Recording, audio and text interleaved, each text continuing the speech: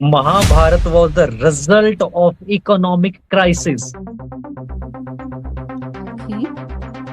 बहुत भयंकर economic crisis आ चुके थे।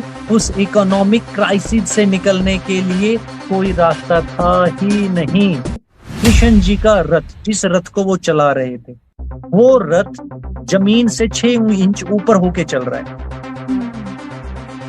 जमीन से 6 इंच ऊपर होके चल रहा है। जमीन से 6 इंच ऊपर होके क्या चीज चल सकती है? Magnetic levitation. गीता इंसान को प्योरीफाई कर देने का एक माध्यम है, और वो माध्यम हमेशा रहेगी। वो आज भी है, वो कल भी है, वो परसों भी है, वो तरसों भी है। और ऐसा नहीं है कि वो सिर्फ टाइप 0.68 सिविलाइजेशन के लिए है। वो type 3 civilisation, type 4 civilisation, type 5 civilisation के लिए भी उतनी ही इंपॉर्टेंट है।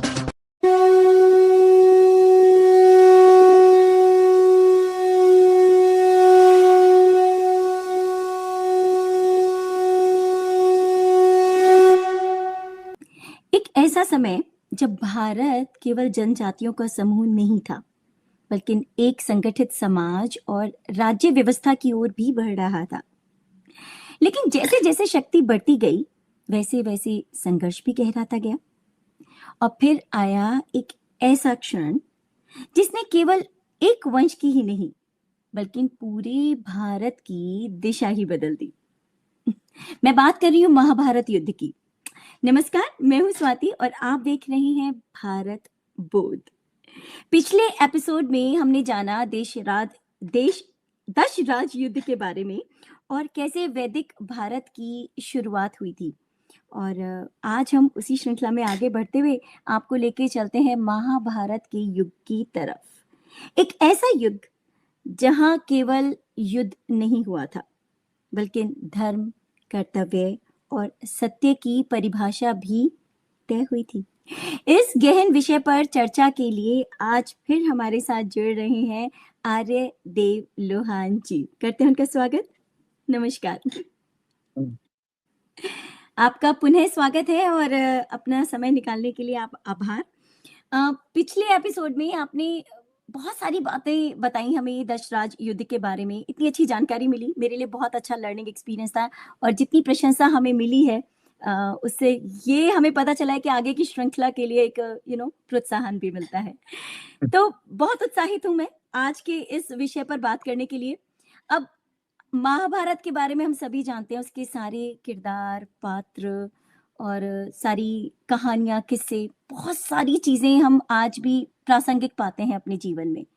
और इसलिए मुझे लगा कि भारत की दिशा इसने कैसे बदल दी, इसके बारे में गहन चर्चा की जा सकती है। आर्यव्रत सनातनी चैनल की यही एक चेष्टा है।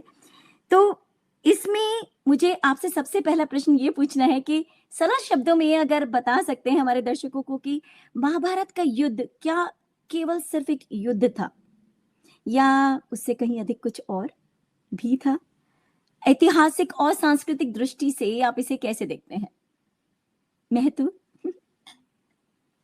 पहले तो मैं अपने दर्शकों को और आपकी पूरी की पूरी टीम को आभार व्यक्त करता हूँ कि आपने इतने संजीदा जो विषय है, इतना एक सोफिस्टिकेटेड टॉपिक जो है उस पे बोलने के लिए मेरे को बुलाया।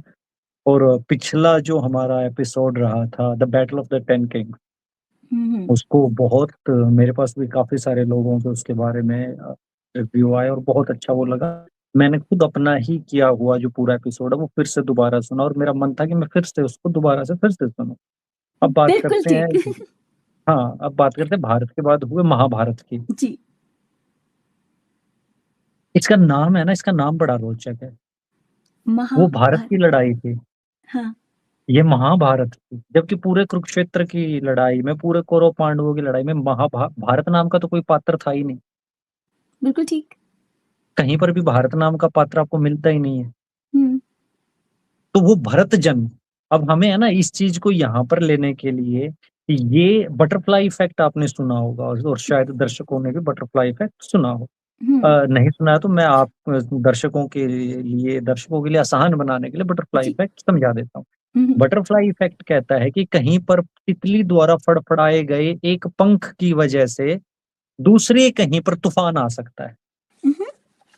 हाँ, कि अगर हम्म तितली कहीं पर एक पंख फड़फड़ा रही है तो उसकी वजह से दूसरे कहीं पर एक तूफान आ सकता, प्रलयकारी तूफान। हम्म। महाभारत और भारत ये एक ही कहानी है, अच्छा, तो उन्हीं वहां का लोगों की। रिपल इफेक्ट जिसे हम कहते हैं कई बार। यस, जी। इस चीज को मिस करते हैं हमारे हिस्टोरियंस। अब मेरे को एक बात समझ में नहीं आती कि ये जो ये मिस करने वाला पार्ट, ये डेलिब्रेट एफर्ट है इन लोगों का, या ये लोग खुद नहीं समझ पाते कि वो एक रिपल इफेक्ट है। That's why they call it Mahabharat. वही हम्म भरत जन। अब हमें पिछली बार को थोड़ा सा रिवाइज करना होगा। राजा सुदास के पीछे कौन लोग खड़े थे? तृत्सु। हम्म वही तृत्सु लोग जो रित को मानते थे। रित क्या था? द नेचुरल जस्टिस, प्राकृतिक न्याय। हम्म। जो सफेद कपड़े पहनते थे, यस। जो हमेशा ही एक व्यवस्था के तहत रहते थे, वो कहलाते थे भरत जन। वो हम्म। भरत जन कहाँ रहते थे? रहष्टवती और सरस्वती के बीच की जगह पर। जी। वो जगह कहाँ पर थी? मूल हरियाणा। हम्म महाभारत हम्म। कहाँ पर हुआ? कुरुक्षेत्र के अंदर। ओ, कुरुक्षेत्र कहाँ पर था? रहष्टवती और सरस्वती के बीच में। I can see the correlation now. तो भरत जन जो थे, महाभारत की लड़ाई भरत जनों के द्वारा ही पिरोई गई एक माला थी। और ये माला भरत जनों को अपनी लड़ा जो गलती भरत जनों ने राजा सुदास के वक्त की थी, उनको अपनी गलती का एहसास हुआ है आके महाभारत में। यानी कि लगभग 800 साल से 1500 साल बीत चुके थे भारत की लड़ाई को। उसके बाद समाज आगे बढ़ रहा था, तो एकदम से उनको एहसास हुआ कि यार हमने तो गलती कर दी। वो जो आप कह रहे थे पिछले एपिसोड में, ज्ञान सबको दे देना, यस, कुपात्र को भी। जी। कुपात्र को ज्ञान दे दिया और ये तो गलती हो गई हमसे, बहुत हाँ। बड़ी गलती होगी। अब हम हम्म क्या करें? हम्म। Let's destroy everything. एंड जो क्रिएट न्यू। बनाया है उसको सबको बिगाड़ देते हैं। क्यों बिगाड़ देते हैं? आपने एक बहुत प्यारा सवाल था, महाभारत क्यों हुआ? हम्म। Mahabharata was the result of economic crisis. Okay. बहुत भयंकर इकोनॉमिक क्राइसिस आ चुके थे। उस इकोनॉमिक क्राइसिस से निकलने के लिए कोई रास्ता था ही नहीं। तो भरत जन, अब इसमें ये मत सोचिए कि भरत जनों ने कुरुक्षेत्र के अंदर दो सेनाएं आमने सामने थी। 18 11 अक्षौहिणी सेनाएं एक तरफ है, 7 एक तरफ है। दो सेनाएं आमने सामने होने का मतलब ये नहीं था कि वो नंगी तलवारें लेके एक दूसरे के आमने सामने खड़े थे। जैसे हम जैसे टीवी में देखते रहे हैं।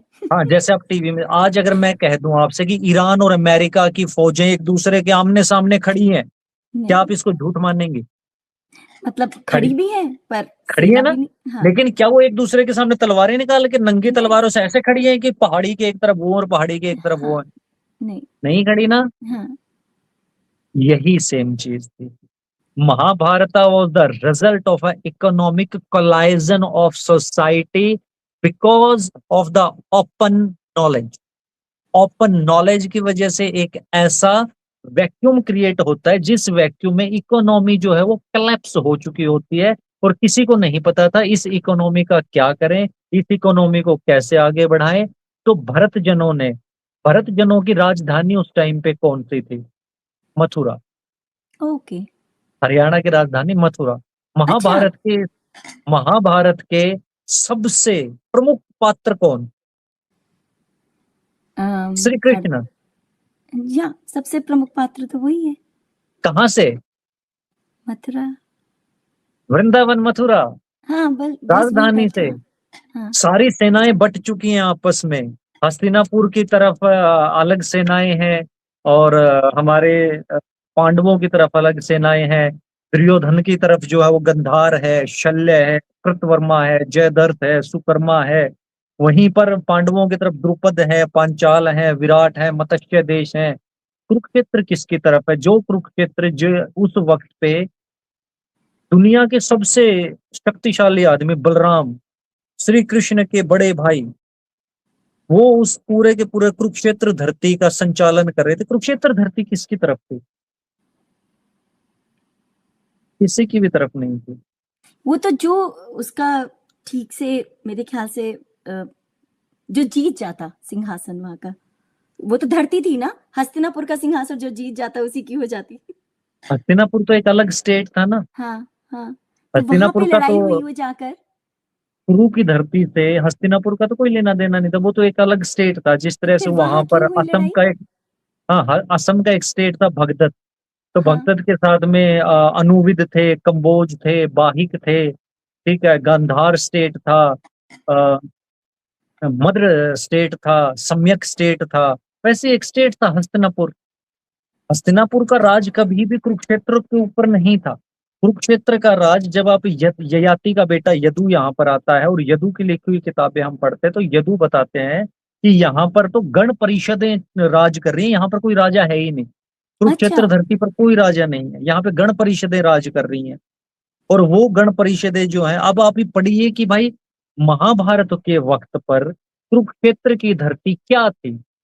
ये तो धरती, बिल्कुल यही सवाल है कि वो धरती क्या थी और वहाँ पे युद्ध क्यों हुआ आगे? हाँ, यहाँ पर वो युद्ध नहीं हुआ जो युद्ध बताया जाता है कि खाली ग्राउंड था, उस खाली ग्राउंड में इस तरफ बहुत सारी सेनाएं थी और इस तरफ बहुत सारी सेनाएं थी। ऐसा ओके। कोई युद्ध नहीं था। अच्छा। अगर आपको ये लगता है कि घोड़े लेके वहां पर 11 अक्षौहिणी सेनाएं खड़ी हैं, एक साइड 7 अक्षौहिणी सेनाएं खड़ी हैं, बीच में वहां पर योद्धा खड़े हैं जो आपस में घुसंड मार रहे हैं एक दूसरे के, तो सॉरी ब्रदर, आप बहुत ही दूर हैं सच्चाई से। ऐसा हम्म। कुछ भी नहीं था। सेनाएं आमने सामने थी, लेकिन हम्म। वो सेनाएं उसी तरह से आमने सामने थी जैसे आज ईरान और अमेरिका की सेनाएं आमने सामने खड़ी। वो मेक सेंस। लड़ाई थी। इसको क्यों कहा जाता है कि कुरुक्षेत्र के अंदर असली लड़ाई हुई? यही सारा गेम है कि कुरुक्षेत्र धुर्री था, एपी सेंटर अगर कोई चीज थी उस पूरे के पूरे युद्ध को अगर कोई संचालित कर रहा था तो वो कुरुक्षेत्र धरती संचालित कर रही थी। असली लड़ाई कुरुक्षेत्र में हुई थी। यहाँ पर भरत जनों के बीच में असली लड़ाई हुई थी। वो तो सारे अपनी अपनी जगहों पे लड़े थे। कोई ऐसा नहीं था कि वहां से अर्जुन अपनी सेना लेके आता था और कहता था कि चढ़ाई कर दो। अपनी अपनी सेनाएं थी। और उस टाइम पे आपको ये देखना पड़ेगा कि उस टाइम पे टेक्नोलॉजी कितनी इंप्रूव हो चुकी थी। अब हम्म। टेक्नोलॉजी के इम्प्रूवमेंट हम कैसे देख सकते हैं कि भाई टेक्नोलॉजी जो थी वो कितनी इंप्रूव थी। अब हमें टेक्नोलॉजी की इम्प्रूवमेंट देखने के लिए उस टाइम की मेटलर्जी पढ़नी पड़ेगी कि भाई अच्छा। महाभारत के टाइम पे मेटलर्जी, एल्केमी, हम्म। मेटलर्जी में क्या क्या मेटल खोज रखे थे उन लोगों ने। तभी तो पता लगेगा ना वो टेक्नोलॉजिकल कितने एडवांस थे। राइट। आपको जी। जान के हैरानी हो जाएगी, उनके पास लोहा था। उनके पास ऐसा लोहा था जिस लोहे के जंग नहीं लगता था। ओ। उनके पास कांसा था, उनके पास सोना था, उनके पास चांदी था, उनके पास तांबा था, उनके पास टीन था, और उनके पास शीशा था। उन्होंने, उनकी मेटलर्जी बहुत इंप्रूव्ड मेटलर्जी थी। बहुत एडवांस मेटलर्जी थी उनके पास। इस मेटलर्जी में मैग्नेटिक पावर्स तक वो इन्वॉल्व कर चुके थे। याद करिए कृष्ण जी का रथ, जिस रथ को वो चला रहे थे, वो रथ जमीन से 6 इंच ऊपर होके चल रहा है। हम्म। जमीन से 6 इंच ऊपर होके चल रहा है। जमीन से 6 इंच ऊपर होके क्या चीज चल सकती है? Magnetic levitation. यस। हाँ। आज की जो भी मैग्नेटिक लेविटेशन की फोर्सेस हैं वो जमीन से ऊपर चलती हैं। हम्म। उसको स्थापित करने के लिए ऊपर बिठा रखा था हनुमान। हनुमान क्या है? ह का अनुमान, सूर्य का भार। उन्होंने ऊपर उसके सूर्य सिद्धांत रख रखा था पूरे का पूरा कि भाई हमें ये जो मैग्नेटिक लेविटेशन है ये इतनी ज्यादा ना हो जाए कि हमारा जो रथ है वो उड़ जाए। अच्छा, मैं आपसे एक बात पूछता हूँ स्वाति जी। अच्छा, और ये जो हमारा एपिसोड है ना, बहुत प्यारा एपिसोड होने वाला है। और आने वाले शायद, जब तक इंटरनेट रहेगा, इस एपिसोड की धमक रहेगी। चले। अगर मैं आपसे कहूं कि एक रथ के आगे 4 अश्व जुड़े थे तो आप क्या समझेंगे? 4 अश्व जुड़े थे, 4 घोड़ों वाला रथ था। और अगर मैं आपसे कहूं कि जो फोर्ड की मस्टैंग कार है वो 4 हॉर्स पावर की है तो आप क्या समझेंगे? Oh yes, energy. 4 horse power energy. या। महाभारत के होने के, महाभारत काल का कोई चित्र हमें नहीं मिलता, सिर्फ लिखित संदेश मिलते हैं। उन्होंने हम्म। बोला 4 अश्व जुड़े थे, तुमने घोड़े खड़े कर दिए। क्योंकि वो क्रिएशन हो जाती है ना, इमेजिनेशन एंड देन क्रिएशन। पहली बार कब चित्र बनाया गया महाभारत का? No clue. मगध काल में। हाँ। जब मगध काल इंप्रूव हुआ, मगध फिर से काल बताएं। के बीच में और महाभारत, मगध काल के बीच में और महाभारत के बीच में कितना समय था? अलग अलग इतिहासकारों की माने तो 1000 साल से 2000 साल। वाओ। हम्म। 1000 साल और 2000 साल में हमारी इमेजिनेशन ने अश्व को घोड़ा मान लिया, और हमें लगा कि घोड़े आगे बंद रखे हैं और वो ऐसे करके चला रहे हैं घोड़े को। नहीं ब्रदर, आज भी तो आप हॉर्स पावर कह रहे हो ना। हम्म। हम्म। आज हमारे पास एक गाड़ी है जिस गाड़ी का नाम है स्कॉर्पियो। हम्म। 2000 साल में ऑलमोस्ट ऑलमोस्ट जितना भी मेटल है वो सारे का सारा मेटल डिके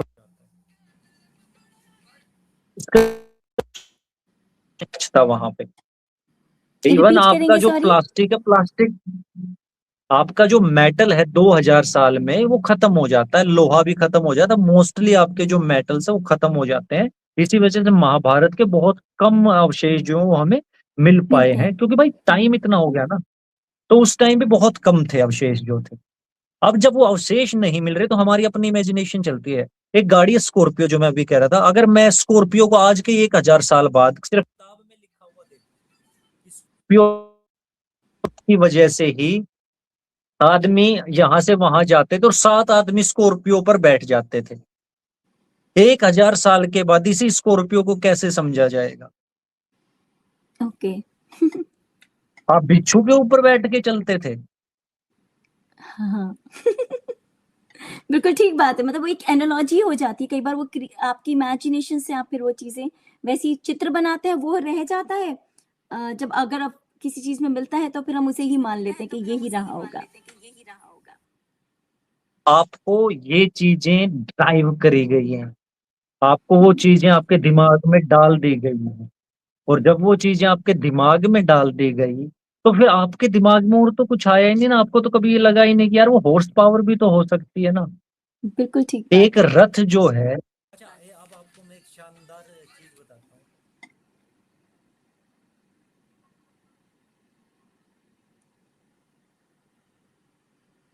हूँ। महाभारत के अंदर 18 अक्षौहिणी सेनाएं आपस में लड़ी। हम्म। उस टाइम के अंदर आपके पास इतना कैपिटल तो था ना, कि जिस कैपिटल के अंदर आप 18 अक्षौहिणी सेनाओं को मेंटेन कर पा रहे हैं। अब एक अक्षौहिणी सेना जो थी उसके अंदर था कितना मामला, कितने कितना? लोग थे भाई एक अक्षौहिणी सेना में? वही मैं पूछना चाह कहते रही थी हैं कि कि बहुत सारे लोगों को अक्षोणी का मतलब भी नहीं पता होगा। एक अक्षौहिणी सेना यानी कि एक रेजिमेंट, आप इसको पूरी अच्छा। आर्मी की रेजिमेंट आप इसको लगाइए। तो ओके। इस रेजिमेंट का प्रोपोर्शन होता था 1:1, 1/1 इक्वल 1/1/3/5। हाँ। यानी कि एक हिस्सा जो था वो था रथ वाले लोगों का, हम्म। एक हिस्सा जो था वो था हाथी वाले लोगों का। हम्म। उसके मुकाबले में 3 हिस्से जो थे, यानी कि उससे 3 गुना जो थे, वो थे आपके अश्व के सवार, यानी कि घोड़े के ऊपर घोड़े सवार सवार। लोग जो बोले जाते हैं। और उससे जो है वो 5 गुना जो थे वो थे आपके पैदल सैनिक। अब इसमें एक यूनिट किसको माना गया? एक यूनिट माना गया 21,870 लोगों को। यानी कि अच्छा। आपके पास 21,870 तो थे रथ, आपके पास 21,870 जो थे वो थे हाथी, आपके पास इससे 3 गुना यानी कि 65,610 जो थे वो थे अश्व, और उससे 5 गुना यानी कि 1,09,350 आपके पास थे सैनिक। अब आपकी नजर में क्या जाता है कि भाई 21,870 रथ थे घोड़े वाले, हम्म। और इनको चलाने के लिए इनको जो संचालित करते थे, तो एक अक्षौहिणी सेना में लगभग 2,18,700 लोग होते थे। 2,18,700 लोग। एक रथ को चलाने के लिए 5 आदमी लगता था। एक वाह। आदमी जो उसको चलाता था, हाँ। एक आदमी जो निशाना बांधता था, हम्म। 3 आदमी जो वहां जो उस रथ के संचालन में मदद करते थे। आज के टैंक को चलाने के लिए कितना आदमी चाहिए? एक। नहीं, 5। कैसे? एक आदमी जो टैंक को चलाता है अंदर से। ओह अच्छा, ठीक है, समझ गई। ओके, मैं तो कार से एक रिलेट करने लगी थी। टैंक टैंक टैंक की बात कर रहे हैं, हाँ। ठीक बात है। एक आदमी जो उसको अंदर से चलाता है, जो हाँ। उसको आगे और पीछे साइड में मोड़ता है। जी। एक आदमी जो निशाने लगाता है। हम्म। 3 आदमी जो मेंटेन करते हैं, उसमें एमुनेशन जो है वो एमुनेशन डालना है, एमुनेशन निकालना है, ऊपर से अगर हमला हो जाता है तो आपको बचाव भी करना, तो कितने आदमी चाहिए? पूरे 5 हो गए। 5 आदमी। हाँ। आपने अपने रथ को बना दिया कि भाई हमारा तो रथ था और वो रथ सिर्फ ऐसे ही चलता था, हम नहीं मानते इससे आगे की बात। अब आ जाते हैं हाथी के ऊपर। ये भी महाभारत तो के हो अंदर, सकता है कि ये टैंक जो है ये रथ से इंस्पायर्ड होकर टेक्नोलॉजी बनी हो। अरे नाम ही तो है ना, हाँ, ये भी चाहिए, नाम बात ही तो तो वही है है। ना। हाँ। आपने नाम रख दिया उस हाँ। वक्त पर। आज आप कह रहे हो गन, हाँ। गन, उस टाइम पर धनुष, हाँ। नाम ही है और ना। हाँ, बिल्कुल लेकिन ठीक बात। आपकी नजर में धनुष कहते ही क्या बन जाता है? यूं खींच के मारते थे, यूं खींच के मारते थे तो आग्नेय अस्त्र नहीं चल सकते। यूं खींच के मारते थे तो ब्रह्मस्त्र नहीं चल सकते। यूं खींच के मारते थे तो पाशुपत अस्त्र नहीं चल सकते। नाम का एक्चुअली खेल है। अब मैं हाथी सीरियल्स पे आता वगैरह हूँ ना, में देख सुनिए के ना। ना दिमाग हाँ, में ये हो गया कि नैरेटिव, ये तो नैरेटिव। धीरे धीरे चलते हैं तीर, गन जल्दी चलती है। पर एक्चुअली ये जो अस्त्र होते थे इनकी स्पीड भी होती थी, तभी तो फटाफट ब्लिंक ऑफ द फटाफट। आई, लाइट स्पीड से चलते थे। अब मैं हम्म। बात करूंगा, इससे भी अच्छा है हाथी। हाँ। हाथी क्या था? क्या था? हाथी से सिग्नल पहुंचाए जाते थे। ओके। हम्म। हाथी सिग्नल रिसीव करता था और सिग्नल को वापस भेजता था। और अच्छा। हाथी जो है, हाथी को चाहिए 4 आदमी। हम्म। अब हाथी का काम था भारी चीजों को यहां से वहां पहुंचाना। अब हाँ, हम जब हाथी सुनते हैं तो हमारे माइंड में आता है एक सूंड वाला जानवर, धीरे धीरे चलता है। धीरे धीरे चलने वाला। जबकि जो हाथी था वो सिग्नल रिसीव कर रहा है। टैंक के अंदर, रथ के अंदर हथियार खत्म हो गए, हम्म। आपने हथियार भेजने हैं तो सिग्नल हम्म। भेज रहे हो आप। वो सिग्नल किसी भारी चीज को जा रहा है और वो भारी चीज आपको हथियार देने के लिए आ रही है। अब जब वो भारी चीज आपको हथियार देने के लिए आ रही है तो वो क्या बन गया आपका? Heavy armoured vehicle. Oh. Heavy hmm. Armoured vehicle आपको पहुंचा रहा है हथियार। जिस हैवी हाथी को रोकना बहुत मुश्किल था, हैवी आर्मर्ड व्हीकल को रोकना भी बहुत मुश्किल है। Heavy interesting. आर्मर्ड व्हीकल बहुत भारी सामान उठा के एक जगह से दूसरी जगह पहुंचाता था। हम्म। हम्म। हाथी भी तो भारी सामान उठा के एक जगह से दूसरी जगह पहुंचाता था। अब आ जाते हैं घोड़े क्या थे। अब गधा, फिर गधा क्या था? गधा क्या था देवलोहान? गधा क्या था? क्लोज क्या था? Combat battle. हम्म। जब आप आस पास की लड़ाई लड़ रहे हो तो खड़े होके आप बड़ी चीज नहीं चला सकते। आपको कुछ ऐसा चाहिए जो सामने वाले का कवच तोड़ दे, हम्म। क्योंकि उन्होंने कवच पहन रखे हैं। अब क्लोज कॉम्बैक्ट हो रहा है ना, तो हम्म। कवच पहन रखे हैं सबने। और उस हम्म। कवच को तोड़ने के लिए आपको कुछ ऐसी चीज चाहिए जो चीज भारी है, पावरफुल है। हम्म। भार का मतलब सिर्फ और सिर्फ वजन नहीं है, हम्म। भार का मतलब है पावर, जो हम्म। पावरफुल है। तो वहां पर हम्म। आता है गधा। हम्म। तो तीर क्या है? तीर हो गया। भाला क्या है? आज आप जब अफगानिस्तान में जाते हो तो आपको हम्म। बहुत सारी बड़ी बड़ी ऐसे मतलब ज्यादा बड़ी नहीं, ऐसे मिसाइल टाइप की मिलते हैं जिनको आप अपने कंधे पर रख के चला देते हो, नीचे रख के चला देते हो। छोटी, यानी कि जैसे 55 mm के शेल हैं, या 55 mm से भी छोटे जो शेल हैं, वही तो भाले थे। क्लोज कॉम्बैक्ट के लिए जो होती है, हाँ। भाले थे मेजर डैमेज के लिए, जहां पे हम्म। गोलियों से ज्यादा डैमेज किया जाए लेकिन टैंक से कम डैमेज करना है, हम्म। हम्म। वो उस हम्म। चीज के लिए थे। अब यहाँ पर इकोनॉमिक कलेप्स कैसे हुआ? पहले तो आपको अपने दिमाग में ये चीज साफ करनी पड़ेगी कि ये लड़ाई जो थी साधारण लड़ाई नहीं थी। ये भारत के ज्ञान से बनी हुई और हम्म। महाभारत तक आई हुई लड़ाई थी। और महाभारत में एक और चमत्कार था, नागलोक। याद है भीम जब नदी में गिर आपने गए हाँ थे बताया था उन, तो हाँ। नदी के अंदर वहां पर बहुत सारे सांपों ने उन्हें काट लिया था। तो अच्छा वो। नागों की टेक्नोलॉजी इतनी इम्प्रूव्ड थी कि नागों ने भीम को बचा लिया था। और भीम के अंदर उन्होंने ऐसे ऐसे अ, औषधियां खिलाई कि भीम के अंदर 11 हाथियों की ताकत आ गई थी। हाँ, ये भी एक कहानी है महाभारत की। वही नागलोग भरत जन जो थे वो नागलोग बन चुके थे। और भरत जनों ने बना दी थी नागलिपि। अच्छा। ज्ञान सबके लिए नहीं होता, कुपात्र को ज्ञान नहीं दिया जा सकता, इसीलिए ज्ञान सिर्फ हमारे तक रखा जाएगा।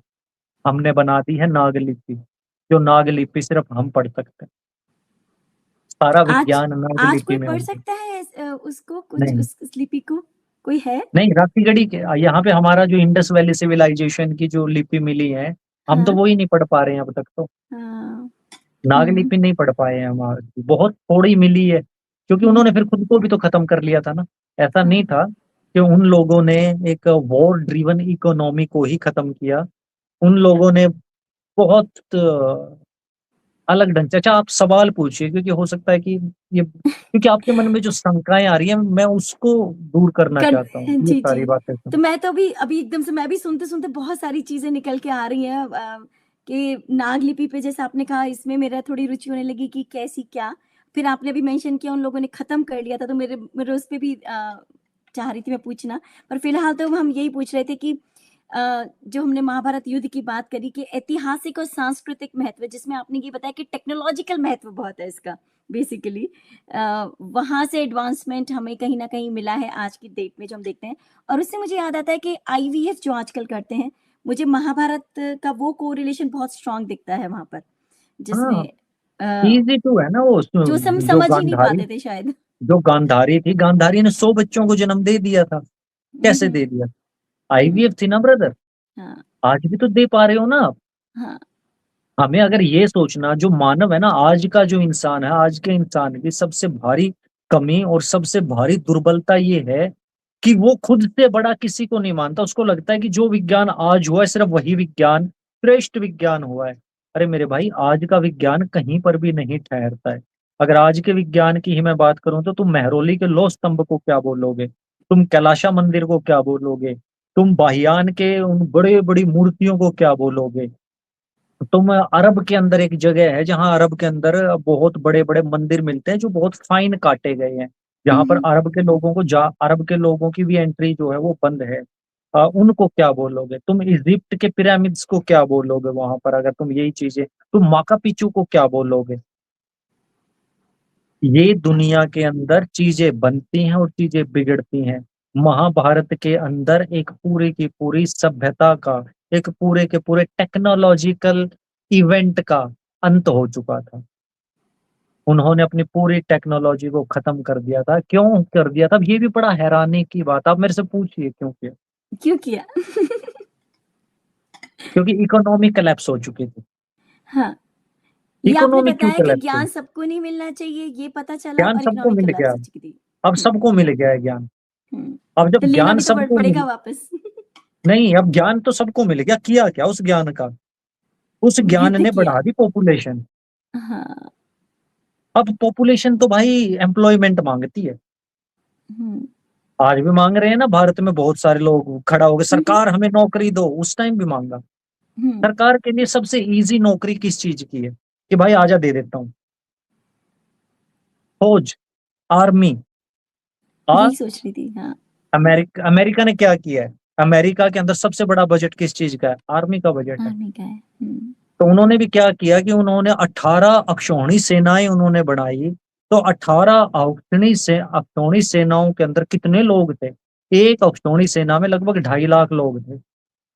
हाँ, तो तो कितने 18 लोगों में को कितने? एम्प्लॉयमेंट मिला? ढाई हाँ, लाख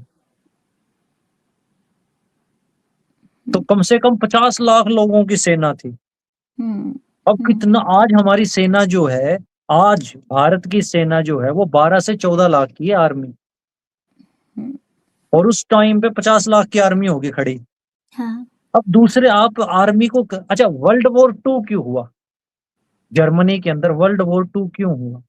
क्या आप किस तरीके से देखते हैं उसको? क्योंकि जर्मनी ने अपनी पूरी की पूरी इकोनॉमी वॉर ड्रिवन कर ली थी। और जब आपके पास इतनी बड़ी सेना होती है, तो आप उसको बिठा के नहीं खिला सकते भाई। आपको इतनी बड़ी सेना को पालने के लिए हमले करने पड़ेंगे, वरना उस सेना का आप करोगे क्या? जर्मनी ने सबसे पहला हमला किस पे किया? फ्रांस पे। उसने हुँ, फ्रांस में जाके क्या किया? पेरिस का सोना लूटा। क्यों? ताकि तनख्वाह दे सको। अब आपके पास है 50 लाख सैनिक महाभारत में। हुँ, उन 50 लाख सैनिकों ने आपस में लड़ना शुरू कर रखा है, धै धै सिविल वॉर हो रहा है, अनऑर्गेनाइज्ड सिविल वॉर। क्योंकि स्केल आ अब गई और कुछ करने के लिए है नहीं। भाई लड़ेंगे ना, स्केल आ चुका है, बाहर की दुनिया में कुछ है ही नहीं अब। हाँ, किसको लूट लेंगे? हाँ। किसी को नहीं लूट सकते ना। तो अब हुँ, क्या कर रहे हैं, अब लड़ रहे हैं। जयद्रथ अपने यहाँ पे लड़ रहा है, जरासंध ने छुट्टी दे रखी है, छोटे छोटे राजा भी हस्तिनापुर को कह रहे हैं कि आजा तू मेरे साथ लड़ ले। अब सबसे इजी क्या होगा? एक कंट्रोल्ड कोलैप्स, जो हुँ, कंट्रोल्ड हो। उसको हुँ, कंट्रोल कौन करेगा? जो लोग सबसे शाणे हैं, जिन लोगों ने उस वक्त पर प्रशासनिक तौर पर जिन लोगों का कब्जा है, वो हुँ, लोग कौन है? भरत जन, कुरुक्षेत्र के लोग। हुँ, लड़ाई कहाँ हो रही है फिर? असली लड़ाई कहाँ हो रही है? कुरुक्षेत्र के अंदर। हुँ। कुरुक्षेत्र के लोगों ने ही उस कंट्रोल्ड कोला जो कोलैप्स था, उस कंट्रोल्ड क्योस को पैदा किया। क्यों? ताकि कुपात्र को मिला हुआ ज्ञान खत्म किया जा सके। तो ये एक कुपात्र वजह है मांगने, कि कुरुक्षेत्र में क्यों हुआ? ये क्योंकि वो लोग कंट्रोल कर रहे थे इसको। हाँ, क्योंकि हथियार वो तो उन्हीं कंट्रोल कर लोगों के रहे थे। पास थे ना हुँ, सबसे ज्यादा। हुँ, हथियार वही लोग बना रहे थे, लिपियां वही लोग बना रहे थे, हुँ, सारी की सारी टेक्नोलॉजी उन लोगों के पास थी। उन लोगों के पास ऐसी टेक्नोलॉजी थी जो भीम को इतना शक्तिशाली कर दिया था उन लोगों ने, कि हुँ। भीम के अंदर 11 हाथियों की ताकत आ गई थी। कबल, हाँ। और वो कहीं किसी की तरफ नहीं थे। उन्होंने ना कौरवों का पक्ष ज्वाइन किया, ना पांडवों का पक्ष ज्वाइन किया। हुँ, और उनका सबसे बड़ा तुरुप का पत्ता श्री कृष्ण, हुँ। उन्होंने तय किया कि लड़ाई होनी ही चाहिए। तो जब मुख्य कारण आपके हिसाब से क्या रहे? जैसे महाभारत की जब बात करते हैं, इकोनॉमिक, कहा economy is the main reason. क्योंकि economy is the main reason. तो और इतनी जैसे हम ऑलवेज यही था कहानी कि पढ़ते हैं महाभारत की, उसमें कितनी सारी छोटी-छोटी कहानियाँ हैं और उन सब में कहीं न कहीं वजह निकल के आती हैं। जैसे द्रौपदी का एक वजह निकल के आती है, एक क्या वजह नहीं? ये वजह निकल के आती है, उसने कहा कि भई हम सिंहासन एक वजह निकल के आती है। एक वजह निकल के ये आती है नैतिकता एक वजह निकल के आती है। तो कारण अच्छा, मैं कई सारे आपसे एक निकल के सवाल आते हैं। पूछता हूँ। हाँ, मैं आपसे एक सवाल, हमेशा जब भी आम आदमी बैठ के सोचता है ना, तो हाँ। वो अपने स्केल पर ही सोचता है। अच्छा ठीक है, हाँ, क्योंकि वो अपना स्केल उसका अपना है। हाँ। क्या आपको लगता है कि एक इतने बड़े प्रदेश का राजकुमार, एक इतने बड़े प्रदेश को संचालित करने वाला आदमी, द्रौपदी की सिर्फ इस बात से आहत हो जाएगा कि एक अंधे का बेटा अंधा है? उसका अ, स्केल देखिए, आपको किस किस स्टेचर का आदमी है। ये सवाल दूसरा भी अटैच होता है, जब लोग कहते हैं कि ब्रह्मा जी ने अपनी ही बेटी सरस्वती की इज्जत लूट ली थी। तो मैं कहता हूँ कि ब्रह्मा जी, जिनका स्टेचर इतना बड़ा था, त्रिदेव में से एक देव थे, तुम्हें लगता है कि वो सेक्सुअल हैबिट्स में होंगे? तुम्हें लगता है कि उनको खुद को सेटिस्फाई करने के लिए फिजिकल होना पड़ता होगा? तुम्हें लगता है कि उनके पास अपनी बेटी के ऊपर ही मोहित होने का टाइम होगा? हम उसी लेवल पर बैठ के सोचते हैं जिस लेवल पर हम खुद होते हैं। हमें हुँ। लगता है कि महाभारत के अंदर, अरे द्रौपदी इतनी ज्ञानी, इतनी ध्यानी औरत थी। और तुम्हें सतियों लगता में है कि नाम आता है उनका। द्रौपदी ने इतना टुच्चा कमेंट कर दिया होगा?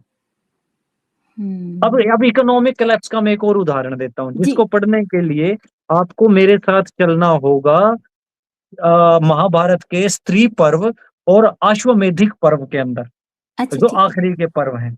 हुँ, जब इकोनॉमी की बात चलती है, तो यहाँ पर युधिष्ठिर कहता है कि मेरे को राज चलाने के लिए संसाधनों की आवश्यकता है और मेरे पास पैसा ही नहीं, संसाधन नहीं है मेरे पास। हुँ, तो संसाधनों को ढूंढने के लिए ये जो युधिष्ठिर हैं, वो हिमालय के दुर्गम जगहों पे जाते हैं और हिमालय के अंदर दबे हुए खजाने ढूंढते हैं, जो पुराने राजाओं के दबे हुए खजाने थे उनको ढूंढते हैं, ताकि हुँ, पैसा आ सके, क्योंकि सब कुछ तो कलेप्स हो गया ना। हुँ, हुँ, और हुँ। ये वही काल था, महाभारत का जो काल है, ये वही काल था जिस वक्त पर पूंजी जो है वो संचित हो रही थी धातु के अंदर। सिक्के मिल रहे थे फौजियों को तनख्वाह के रूप में, अच्छा। सिक्के। हुँ, हुँ, यानी कि जो पूंजी का संकलन है, वो पूंजी का संकलन धातु के अंदर आ चुका है। जैसे आज हुँ। पेज के अंदर पूंजी का संकलन है। कागज़ में मेरे है, पास हाँ, एक पेज है, कागज के अंदर संकलन हाँ। है। कागज के अंदर ही वो पूंजी जो है वो हुँ, समाहित हो चुकी है। उस टाइम पर धातु के अंदर समाहित हो चुकी थी। हुँ, तो जब स्त्री पर्व के अंदर और अश्वमेधिक पर्व के अंदर हम देखते हैं, तो वो इकोनॉमिक रीजन साफ निकल कर सामने आते हैं कि भाई और कोई रास्ता था ही नहीं उस टाइम पे। अब मैं कहूं कि भाई उसने है ना बंटवारा सही नहीं किया, भाई बंटवारा तो सही हो चुका था ना, युधिष्ठिर ने आधा राज दे दिया था, अगले ने जुआ खेल के, ठीक है, अगले ने वो वापस दे दिया राज उसको, वो जुए में जीत गया। अब वो दे या ना दे यार, ये तो कोई रीजन ही नहीं बनता ना। आप जुए में हारे। आप, अब हाँ। जुए में हार के तो आपको दिया जा चुका है, मैं और आप, हम आधे आधे के पार्टनर हैं। हम्म, मैंने आपका आधा हिस्सा आपको दे दिया, मैंने अपना आधा हिस्सा रख लिया, फिर हम बैठ के होली पे लग गए ताश खेलने। हम्म, आपने कहा कि देव मैं अपना आधा हिस्सा लगा रहा हूं, मैंने कहा लगा ले, मैं वो आधा हिस्सा फिर जीत गया। हम्म, अब कहते हैं कि वहां पे द्रौपदी की बहुत बेइज्जती की गई और द्रौपदी को सीट कर लाया गया, यकीनन तौर पर, क्योंकि हम्म, द्रौपदी बहुत समझदार थी भाई, द्रौपदी ने इस बात का विरोध दर्ज किया था कि ये गलत हो रहा है, हम्म, तुम्हें ये सारे की सारा राज्य जो है वो तुम इस तरह से जुए में नहीं लगा सकते। लेकिन वो तो सिर्फ हस्तिनापुर का झगड़ा था ना। हम्म, अब हस्तिनापुर के झगड़े के अंदर बाकी जितने गांधार प्रदेश, शल्य प्रदेश, कर्तवर्मा प्रदेश, जयद्रथ, सुशर्मा प्रदेश, भगवत, आरम, विद, अनुविद, कंबोज, बाहिक, विकेंद्र, ये क्यों जुड़ेंगे भाई तुम्हारे घर की लड़ाई में? यानी कि रीजन इससे बड़े थे, वरना तुम्हारे घर की लड़ाई में क्यों कोई बाहर का आदमी पड़ेगा, लड़ ले आपस में। सही बात है। बहुत मतलब इट्स अ थॉट और इट्स अ डिफरेंट पर्सपेक्टिव जो मुझे अभी मैं सोच पा रही हूँ। हाँ। It's a decoding of data, कि आप डाटा हम्म। को किस तरह से डिकोड कर रहे हैं। एक तो वही डाटा डेटा मैंने, डेटा है भी नहीं सारा, और जो होता है कई बार मिस रिप्रेजेंटेटिव होता है। यही और डेटा है ना, महाभारत जब आप पढ़ते हो तो each and every word is data, each and every word is data. और हमारे यहाँ पे डेटा को क्या बोला गया है हमारी संस्कृति में? आप DATA को हिंदी में पढ़िए, बताएं। आप पढ़िए DATA को, अगर मैं हिंदी का कोई शब्द इससे बनाना चाहूँ DATA से, तो क्या बनेगा? डी दाता। दाता। ओ, हाँ, दाता। ठीक है। हमारे यहाँ पे क्या सिखाया गया है हमें कि सब कुछ किसके अंदर है? दाता। हम्म, देने वाला कौन? दाता। दाता। सिखाने वाला कौन? दाता। दाता। और उसी डाटा को उठा के उन्होंने क्या बना दिया? डेटा। डेटा। हम्म, DATA डेटा। उन्होंने रैम का नाम रैम ही क्यों रखा, रैंडम एक्सेस मेमोरी? हम्म। अब इसमें क्या पर्सपेक्टिव है? इसमें मैं अभी नहीं बताऊंगा, अगले एपिसोड भी तो करना अच्छा, ठीक है। Good one. तो मुझे आपकी बात से भी ये समझ में आया कि मेन रीजन इकोनॉमी था महाभारत का, जो पारिवारिक इकोनॉमिक पारिवारिक इकोनॉमिक हम कलेप्स कहते हो हैं, रही थी। नैतिक कहते हैं, या सिंहासन की लड़ाई कहते हैं, वो सब सेकेंडरी रीजंस थे, सेकेंडरी रीजंस हैं। हम्म, प्राइमरी रीजंस वो नहीं थे। हम्म। इतने छोटे रीजंस के लिए इतना बड़ा कलेप्शन, इतना बड़ा डिस्ट्रक्शन नहीं होता, वो बेसिकली वो इतना बड़ा कलेक्टिव रीजनिंग हो गई एक मेन रीजन के लिए, वो बहुत सारे रीजन छोटे ड्राइव छोटे। करवाए गए ना। वो एक बात देखो ना यार, उनकी टेक्नोलॉजी इतनी इंप्रूव थी कि उन्होंने लाक्षागृह बना दिया था। हाँ। वो टेक्नोलॉजिकल इंप्रूवमेंट्स थी ना कि उन्होंने लाक्षागृह बना दिया। हम्म, उन्होंने खांडव वन में जाके खांडवों पूरा वन को साफ करके वहां पर एक अलग से पूरी सिटी बना दी थी पांडवों हम्म, ने। हम्म, तो वो टेक्नोलॉजिकल इंप्रूवमेंट्स थी ना। और उस टेक्नोलॉजिकल इंप्रूवमेंट्स में सबसे इंप्रूव कौन है? सबसे इंप्रूव उस टेक्नोलॉजी इंप्रूवमेंट्स के अंदर है हमारे लोग जो हैं कुरुक्षेत्र धरती। अब कुरु कौन था जिसके नाम पे कुरुक्षेत्र बना? वो वही पुरु लोग थे। याद करिए ना, जब जिन्होंने, भारत की लड़ाई हो रही हाँ, थी जिन्होंने भरत तो, जी के अगेंस्ट इकट्ठे हुए थे, हाँ, पुरु, दशराज युद्ध। हाँ, उन दशराज में से पूर्वों एक। के 10 राज्यों में से एक पुरु। हाँ। पूर्वों में से ही जब पूर्वों का और त्रित्सुओं का समझौता हुआ तो वहां पर एक आदमी निकले, कुरु। हम्म, अब कुरु कौन थे? पूरा ये कुरुश वंशी तो हुआ। पुरुष। पुरुष कौन थे? ये आपने पिछले बार पुरुष बताया को था। साइरस द ग्रेट लिखा गया। ओह, साइरस द ग्रेट कौन थे जिसने बेबीलोन जैसी सभ्यताएं वो बना दी आपने थी? जिस पिछली आदमी, बार जी बताया था, वही बेबीलोन वाला। वही वही साइरस द ग्रेट तो वो थे जिसने पहली बार जो ब्राह्मिक रिलीजन्स के जो आपको पहले 10 फंडामेंटल्स ह्यूमैनिटी लिखे हुए मिलते हैं, वो किसने दिए थे? गुरु ने। हम्म हम्म लेकिन हमें इन बातों को बहुत अलग, क्योंकि हमारा दिमाग है ना, हर किसी का दिमाग के अंदर इमेजिनेशन उतनी नहीं होती। अक्सर जितना भी आदमी वो महाभारत का नाम सुनते ही महाभारत सीरियल में से इमेजिनेशन उठाता है। जो बिल्कुल उसने ठीक। टीवी पे महाभारत सीरियल देखा है, वो अपनी पूरी की पूरी इमेजिनेटिव स्किल्स जो है वो वहां से उठाता है कि महाभारत सीरियल में क्या हुआ था, वहां तो ऐसे रथ चल रहे थे, वहां तो ऐसा ये चल रहा था। 18 अहोक्षणी सेनाएं का मतलब था लगभग लगभग 40 लाख से 50 लाख लोग। एक मैसिव स्केल।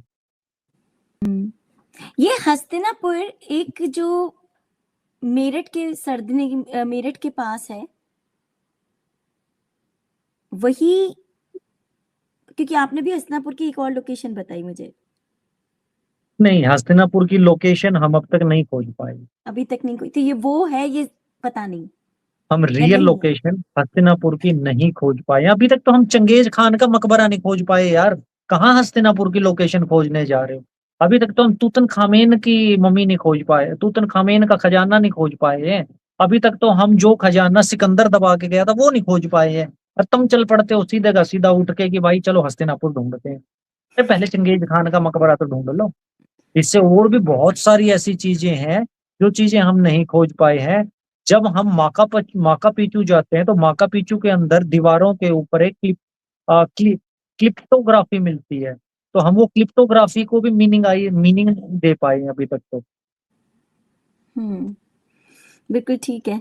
अच्छा, जैसे हम बात कर रहे थे कि इसमें इकोनॉमी के लिए लड़ाई थी, लेकिन जो सामने आती है मेन चीज वो होती है धर्म की अधर्म से। हम अक्सर ये बात करते हैं, महाभारत का एग्जाम्पल ही सबसे पहले ये कहते हैं कि धर्म की अधर्म से लड़ाई थी।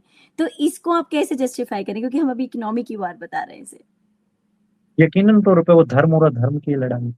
हम्म धर्म कहता है कि बुरे को खत्म कर दो, चाहे हम्म वो बुरे। यही तो गीता के अंदर क्यों अर्जुन को कुरुक्षेत्र के अंदर बुलाकर वो ज्ञान देना पड़ा था कि भाई बुरे हैं इसको खत्म कर। हम्म लेकिन याद रखिए उसके अंदर खत्म तो पांडव भी हो गए थे ना। हाँ पांडव हाँ। कौन से बच गए थे? मतलब अंत किस। में बचा क्या था? स्त्री पर्व के अंदर साफ साफ लिखा है, अंत में बचे थे बच्चे, बूढ़े और विधवाएं। हम्म, तो धर्म किसके साथ था? स्त्री, बूढ़े और और बच्चे। विधवाएं हाँ। और बच्चे। हम्म बाकी तो सारे खत्म ही हो गए थे। जो तो बेसिकली किसको लड़े नहीं। किसको मानोगे तुम धर्म? फिर वहां पे क्या पांडव धर्म थे? अगर पांडव धर्म होते तो पांडव बच जाते ना। क्या पर वो जो पांडव जीते? स्वर्ग वहां पे बचे, क्योंकि हम ये वो स्वर्गरोही की यात्रा भी तो पढ़ते हैं, सुनते हैं कि जब वो वहां पे हम जो कहा जाता है कि ऊपर उसकी यात्रा थी, साथ में ये गए ये गए ये गए, वो पहले गए वो पहले गए। अब आपको इसके साथ में पढ़ना होगा अश्वमेधिक पर्व, अच्छा। जहां पर युधिष्ठिर कहते हैं कि हमें राज्य संचालन के लिए संसाधन चाहिए। उन संसाधनों को चलाने के लिए हमें हिमालय के अंदर राजाओं द्वारा दबाया गया धन ढूंढना होगा। हाँ, आपने वो भी निकल बताया। गए थे धन ढूंढने। अच्छा। हम्म उनको वहां पे कुछ मिला या नहीं मिला, वो वापस नहीं आए उसके बाद। नोबडी नोज कि वो उनको स्वर्ग मिला या वो मर गए या उनको क्या मिला क्या नहीं मिला। वो चले गए थे। क्योंकि या मैं उन अभी जब भारत यात्रा पे गई थी तो एक जगह है जहाँ से सरस्वती नदी का उद्गम होता है। वहां पे जब हम पहुंचे तो वहां पे ऐसी कहानी प्रचलित है कि यहीं पे से आगे उनकी यात्रा शुरू हुई थी, यहाँ तक पे वहां पे छोटी छोटी महाभारत के पात्रों से जुड़ी हुई बहुत सारी कहानियां बताई जाती हैं कि यहाँ से आगे की फिर वो उनकी स्वर्गरोही यात्रा शुरू हुई थी। आपको एक बात का ख्याल हमेशा रखना चाहिए। हम्म हमारे बुजुर्गों ने, हमारे वेदों ने, हमारे पुराणों ने, हमारे हर पीढ़ी ने हमें एक ही बात कही है हम्म कि यही स्वर्ग है और यही नर्क है। बिल्कुल ठीक। बिल्कुल ठीक। मरने के बाद आपका बायोमास खत्म हो जाता है और आत्मा बचती है। यस। आत्मा नश्वर है। आत्मा ना पानी से भिगोई जा सकती है, ना आग से जलाई जा सकती है, तो आत्मा को कष्ट नहीं दिया जा सकता। तो कोई स्वर्ग और कोई नर्क आत्मा, क्योंकि आत्मा प्योर एनर्जी है, तो प्योर एनर्जी को तेल के कढ़ाई में डाल के नहीं उबाला जा सकता। प्योर एनर्जी को फूलों के अंदर ले जाके खुश नहीं किया जा सकता। यही स्वर्ग है, यही नर्क है, यही आपको अपने कर्मों के फल भोग के जाने हैं। जो जी। भर्त जन कहते थे ऋत, नैसर्गिक न्याय, हम्म। प्राकृतिक न्याय, वो हम्म। यही है, यही है। बिल्कुल इसी ठीक धरती बात। पर, इसी बहुत जन्म के अच्छा, अंदर। मुझे लगता है आपने बहुत अच्छा इसमें एक इसका टेक है और बहुत लॉजिकल है और समझ में आने योग्य है और आना चाहिए। अच्छा, श्री कृष्ण जी की भूमिका की बात होती है इसमें महाभारत युद्ध में और सबसे महत्वपूर्ण पात्र रहे हैं इस पूरी कहानी का। तो इसको आप किस तरह से देखते हैं कि उनकी आवश्यकता क्यों पड़ी? 2 गुटों की लड़ाई में जिसे हम कहते हैं, चाहे वो इकोनॉमी वॉर थी, चाहे वो उनका पारिवारिक झगड़ा वजह बना या मेन रीज़न जैसा आप बताते हैं। श्री कृष्ण जी की आवश्यकता क्यों पड़ी और उन्होंने फिर एक साइड कैसे ली, क्यों ली? क्या इसका निष्कर्ष जो निकला उनकी प्रेज़ेंस की वजह से, उसको कैसे देखते हैं आप? अभी आपने कहा ना कि धर्म और अधर्म में धर्म कौन था और अधर्म कौन था, हाँ, तो वो तो लास्ट में बचा क्लैरिटी। कौन था? स्त्री, स्त्री, बच्चे, और साथ में और कौन बचा था? श्री कृष्ण बचे थे। श्री कृष्ण, हाँ, वो तो। तो श्री कृष्ण ही धर्म थे। हुँ। तो इसको ऐसे तो कह सकते हैं कि वो लड़ाई धर्म-धर्म की थी, तो वो श्री कृष्ण सारथी नहीं थे, वो खुद ही धर्म थे? वही जैसे। धर्म थे, हुँ। पांडव धर्म नहीं थे। हुँ। अपनी बीवी को जुए में हार जाने वाले धर्म नहीं थे। हुँ। कौरव धर्म नहीं थे, सत्ता लोलुप लोग धर्म नहीं थे। अगर धर्म कोई था वहां पर, तो तो वो सिर्फ। धर्म सिर्फ और सिर्फ श्री कृष्ण प्रभु ही धर्म थे। और श्री कृष्ण को जिस टाइम पर एक बहुत रोचक कहानी यहाँ पे मेरे को याद आती है कि जिस टाइम पर कुरुक्षेत्र धरती पर गांधारी आई, तो गांधारी को बहुत भूख लगी हुँ। और बेर की झाड़ उसने देखी। तो बेर की झाड़ देखने के लिए उसको सारी चीजें वो भूल गई, वो शोक भूल गई, वो दुख भूल गई। और वो बेर खाने के लिए उसने नीचे लाशें पड़ी थी, उन लाशों को इकट्ठा किया और बेर तोड़ने शुरू कर दिए और बेर खाने शुरू कर दिए। इतने में श्री कृष्ण आए और श्री कृष्ण ने कहा कि माते आप ये क्या कर रही हैं? तो हुँ। उसको एहसास हुआ कि तू ये क्या कर रही है। तो उसने कहा कि ये तेरी वजह से हुआ है, और देख सारी चीजें तो ठीक होगी, मेरा तो पूरा वंश खत्म हो गया, कौरव खत्म हो गए, पांडव खत्म हो गए, लेकिन तू बच गया, और तेरा नाश भी ऐसे ही होगा। फिर यदुवंश का भी नाश हुआ। वही श्री कृष्ण जो है, जो प्रभु श्री कृष्ण थे, वो भी एक वक्त पर समाप्त हुए। और बड़ी छोटी सी घटना के पीछे उनकी एड़ी के अंदर तीर लगा, और उस एड़ी के अंदर तीर लगने से श्री कृष्ण की जो जीवन यात्रा थी वो समाप्त हुई। दुनिया में अमर कोई भी नहीं है। दुनिया में हर किसी को जो भी चीज आई है उसको जाना है। हाँ, उसका काल अलग हो सकता है। बड़ी रोचक सी एक बात है, एक मक्खी का जीवन, एक मच्छर का जीवन 3 दिन का होता है। हुँ। वो हुँ। 3 दिन में बच्चा भी वो अंडे में से निकलता है, वो अपनी बाल अवस्था से बड़ा होके यौवन अवस्था में जाता है, वो एक सहभागी को पटाता है, मच्छरनी के साथ अपना सहवास करता है, नए बच्चे पैदा करता है और बुढ़ा होके मर जाता है। क्या एक मच्छर के लिए मैं और आप जैसे इंसान अमर नहीं है? वो तो कभी भी हमें मरता हुआ देख ही नहीं सकता ना। वो तो 3 दिन में वो होता है, वो तो देखता और हमें कहता है ये तो ऐसे कैसे है भाई, मेरा तो पूरा जीवन निकल गया। उसके लिए हुँ। हम अमर हैं। हुँ। और एक बरगद के पेड़ के लिए हम एक मच्छर से ज्यादा कुछ नहीं है, क्योंकि एक बरगद का पेड़ हमारे जैसी पता नहीं कितनी पीढ़ियों को आता जाता देख लेता है। उसके सही लिए बात। हम मच्छर से ज्यादा कुछ नहीं है। हुँ। जब हम कल्प की बात करते हैं कि महाप्रभु शिव जो हैं, वो कल्प के अंदर जी रहे हैं। एक जो 4 युग जो हैं, उन 4 युगों से एक महायुग बनता है। एक महायुग में अलग अलग गणनाएं हैं। मेरी गणना के अनुसार 2,32,000 साल हैं। तो जो 2,32,000 सालों से आपका बाद में एक मनवंतर बनता है। मनवंतरों से फिर आपका कल्प बनता है। कल्पों से फिर आपका महाप्रभु शिव का, ब्रह्मा जी का एक दिन बनता है। ब्रह्मा जी के एक दिन में 2 कल्प हैं।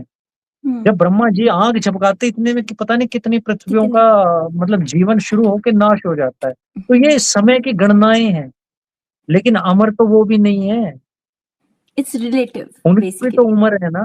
अमर हाँ। तो शिव प्रभु जो है वो भी अमर नहीं है, लेकिन हमारी दृष्टि में वो अमर है, क्योंकि मेरी आयु जो वो इतनी छोटी है कि मैं कभी अपने जीवन में महाप्रभु शिव की जीवन को समाप्त होते हुए नहीं देख पाऊं। हम्म। मेरी कोई पीढ़ी नहीं देख पाएगी, कोई पृथ्वी नहीं देख पाएगी, कोई ब्रह्मांड नहीं देख पाएगा। आपको है ना एक काशी ये स्केल ऑफ सिविलाइजेशंस है। अगर मैं मॉडर्न लैंग्वेज में समझाऊं तो अभी कहते हैं कि जो ह्यूमैनिटी है वो 0.68 टाइप सिविलाइजेशन है। जब आप अच्छा। टाइप 2 सिविलाइजेशन बन जाओगे तो आपको बायोमास की जरूरत नहीं होगी। अच्छा। हाँ, आप बिना बायोमास के जी रहे होगे। जब आप टाइप 3 सिविलाइजेशन बन जाओगे तो आपको एक सूरज के चारों तरफ है ना, आपको एक कुछ ऐसा बनाना पड़ेगा जिससे आप सूरज के बाहर जितनी भी रोशनी निकल रही है आप सारी को ही यूज कर रहे होगे। आप 1% भी जो उसके बाहर निकल रही है एनर्जी उसको खराब नहीं होने दोगे। तो ये बहुत सारी इंटरेस्टिंग। चीजें निकल कर आती हैं। तो भगवान जो है वो हमसे बहुत अलग नहीं, वो टाइप 7 टाइप 8 टाइप 9 सिविलाइजेशंस के लोग हैं। मुझे लगता है इस पे भी एक श्रृंखला मुझे करनी चाहिए, बहुत रुचिकर होगा। क्योंकि ये भी अरे मेरे लिए पता एक अच्छी सी जानकारी थी। पर जैसे आप सवाल मेरे मन में आ रहा है कि कृष्ण जी खुद धर्म थे और ये दोनों अधर्म थे, अगर हम ये मानते हैं पांडव भी और कौरव भी, तो श्री कृष्ण जी सिर्फ पांडवों के साथ क्यों थे? नहीं, श्री कृष्ण जी सिर्फ पांडवों के साथ कहाँ थे? क्या श्री कृष्ण जी के प्राण अपनी सेना में नहीं बसते थे? बसते थे। जो उनकी सेना थी जिसका नाम शायद कृतवर्मा था, तो क्या हम्म। उनकी सेना में उनके प्राण नहीं बसते? तो उनके प्राणों से प्यारी सेना कौरवों के साथ थी। हम्म। फिर तो तो दोनों तरफ दोनों तरफ बराबर थे। श्री कृष्ण ही तो थे। सही बात है। और श्री कृष्ण जी अपने आप में कहते हैं ना, अकेले ऐसे जहाँ वो है लगता है कि ये उनके साथ है। सबको ही सबके साथ श्री कृष्ण ही तो थे। जब सबके श्री साथ थे। कृष्ण अपना असल स्वरूप दिखाते हैं अर्जुन को कुरुक्षेत्र हुँ, आके, वो एक घटना थी जो कुरुक्षेत्र धरती पर घटी थी। हुँ, जब वो अर्जुन को लेके आते हैं और कहते हैं कि आजा तेरे को सच देखना है ना, वो हुँ, कहते हैं हाँ मेरे को सच देखना है। वो कहते हैं चल कुरुक्षेत्र धरती पे, हस्तिनापुर की धरती छोड़ और कुरुक्षेत्र धरती पे चल, तेरे को वहां पर जाकर सच दिखाऊंगा। तो वो जब यहाँ पर आके वो सारी टेक्नोलॉजिकल एडवांसमेंट देखते हैं और जब श्री कृष्ण जी उसको दिखाते हैं वो क्वांटम फिजिक्स की रियलिटी, जी। तो उस क्वांटम फिजिक्स की रियलिटी में जब वो जाते हैं, अब यहाँ पर आपको देखना पड़ेगा काकभशुंडी। हुँ, काकभशुंडी क्वांटम फिजिक्स को बहुत अलग तरीके से देख रहे हैं। काकभशुंडी कहते हैं कि मैंने 17 तरीके की देख रखी है, मैं हर बार पीछे गया तो एक अलग कहानी दिखाई दी मेरे को। हुँ, तो वो उसको दिखाते हैं भाई ये क्वांटम रियलिटी है, और इस क्वांटम रियलिटी का अंतिम सत्य सिर्फ मैं हूँ। हुँ, हर जगह मैं ही हूँ, हुँ, ऐसी कोई जगह है ही नहीं जहां मैं ना हूँ। हुँ। तो किसी को नहीं मार सकता क्योंकि मैं ही तो हूँ हर जगह। साइकोलॉजिस्ट्स कहते हैं कि ये एक तरीके का उनकी साइकोलॉजी उस वक़्त ठीक कर रहे थे अर्जुन की, ताकि वो अस्त्र उठाएँ और लड़ाई करें, युद्ध करें। लोग इसे अलग-अलग तरीके से देखते हैं, कई बार मैं देखती हूँ। अभी हमने जब हमारी बात की शुरुआत हुई थी तो हमने बात की थी कि जब मैं कहता हूँ कि 4 अश्व रथ चला रहे थे, तो हुँ। आपकी क्या समझ में आई? हाँ, तो बाद में आपने समझ कहा में कि आया कि घोड़े वो चल हॉर्स रहे हैं। पावर थी। फिर मैंने कहा कि भाई फोर्ड मस्टैंग में 4 हॉर्स पावर है। अब आपके क्या समझ में आई? तो कि आपने सेम। कहा कि भाई हॉर्स पावर है। हुँ, जी। लोग उतना ही सोच पाते हैं जितनी उनकी कल्पना शक्ति और जितने उनकी सीमाएं। आप विज्ञान सबसे बड़ी बाधा है हमारे सीमा को निर्धारित करने में। हमें लगता है कि इससे आगे सोच ही नहीं कर सकते क्योंकि हुँ, टेक्नोलॉजिकल पॉसिबल ही नहीं है। यही बात कोपरनिकस ने अगर वेस्ट में जाके कही होती, हुँ, कोपरनिकस ने जब वेस्ट में जाके कहा कि धरती गोल और सूरज के चारों तरफ नहीं घूमती, हाँ सूरज के चारों तरफ धरती घूमती सूरज नहीं घूमता, तो लोगों ने कहा हो ही नहीं सकता क्योंकि विज्ञान इस बात को मानता ही नहीं। विज्ञान तो आज से कुछ साल पहले तक ब्लैक होल को भी नहीं मानता था, अब मानने लग गया। विज्ञान तो कुछ साल तक प्लूटो को भी नहीं मानता था कि प्लूटो एक ग्रह है, अब मानने लग गया। साइकोलॉजिस्ट ये कहते हैं भाई हर किसी के देखने की अपनी दृष्टि है, अच्छा, हर किसी की अगर अपनी दृष्टि है। अगर इस ये देखने के लिए हमें पता है श्री कृष्ण जी इस युद्ध में सबसे महत्वपूर्ण थे।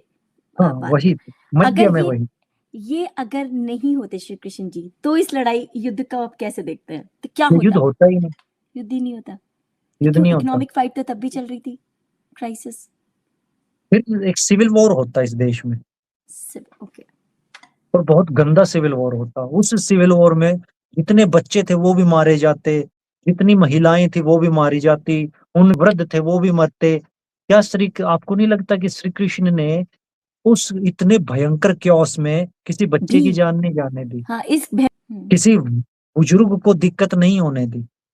हम्म, यही तो वो भगवान को भगवान यही चीजें तो बनाती हैं हम्म, कि उन्होंने इतने भयंकर क्योस में भी इतने सारी चीजों को बचा लिया। हम्म। अगर श्री तो कृष्ण ना होते तो जी, ये युद्ध ना होकर ये सिविल वॉर होता हमारा, और ये सिविल वॉर बहुत गंदा होता, बहुत बहुत गंदा ही होता। गंदा होता। तो श्री कृष्ण जी थे तो ये सिर्फ युद्ध तक सीमित रहा, चाहे ये महाभारत सिविल रहा, वॉर नहीं बन पाया। सिविल वॉर नहीं बना। इंटरेस्टिंग। अच्छा, इसमें हम ये कहते हैं, जैसे कि हमारी श्रृंखला भी है भारत के निर्णायक मोड़, उसमें ये हमारा सेकंड एपिसोड है और हम महाभारत युद्ध को हम यही चर्चा कर रहे हैं कि इसको महाभारत युद्ध को हम निर्णायक मोड़ कैसे क्यों कह सकते हैं। इसने कैसे दिशा तय करी आगे के एक भविष्य के भारत की, जो हम आज देखते हैं शायद विज्ञान राजनीतिक, सामाजिक। विज्ञान अपने चरम पर था जिस जी। टाइम पर महाभारत की लड़ाई हुई। हम्म। विज्ञान अपने चरम पर था जब धृतराष्ट्र अपने घर में बैठकर लाइव टेलीकास्ट देख रहे थे। हाँ, संजय जी की आंखों तो से। संजय जी की आंखों से नहीं, अगर मैं टीवी जो है मैं टीवी की आंखों से देख रहा हूँ, तो ठीक है, संजय एक जी टीवी कैमरे, चैनल। क्या मैं कह दूं कि मैं कैमरे की आंख से फिल्म देख रहा हूँ, जी। और आज के 1000 बाद कोई कहे कि कैमरा जी की आंखों से। हाँ। संजय जो थे वो एक तरह से इंस्ट्रूमेंट थे, जो इंस्ट्रूमेंट से वो एक अंधा देख पा रहा था। हम्म। बात ये नहीं थी कि आंख वाले देख पा रहे थे, आंख वाले तो सब देख ही पा रहे थे, हम्म। उन्होंने अंधे को भी दिखा दिया था। और आज ये चीज साफ साफ नजर आ रही है जब आप एलन मस्क की कंपनी देखते हैं, जिस कंपनी का नाम न्यूरोलिंक है, और न्यूरोलिंक की चिप देखते हैं, तो आपको पता लगता है कि भाई वो कह रहा है मैं अंधे को टीवी दिखा दूंगा। बिल्कुल ठीक, बिल्कुल ठीक। हम्म। तो टेक्नोलॉजिकल एडवांसमेंट इतनी हो चुकी थी कि कुपात्रों के पास ज्ञान आ चुका था, और ये वही एरा था जिसने आने वाले लगभग लगभग आज तक सिर्फ हमारा भारत का ही भविष्य निर्धारित नहीं किया था, महाभारत की लड़ाई ने इस पूरी दुनिया का भविष्य निर्धारित किया था। और हम्म। आज तक भी हम उस टेक्नोलॉजिकल एडवांसमेंट को छू नहीं पाए हैं जो टेक्नोलॉजिकल एडवांसमेंट उस टाइम पर हमारे पास थी। तो उन्होंने पूरे के पूरे ज्ञान के एक समंदर को समाप्त करके शून्य फिर से रख दिया था सामने, कि फिर से रीस्टार्ट शुरू करो। कर। जी। अच्छा, गीता की बात आती है जब क्योंकि इसी युद्ध में गीता का ज्ञान मिला हमें, जो कि एक बहुत ही महत्वपूर्ण चीज है इस महाभारत युद्ध की।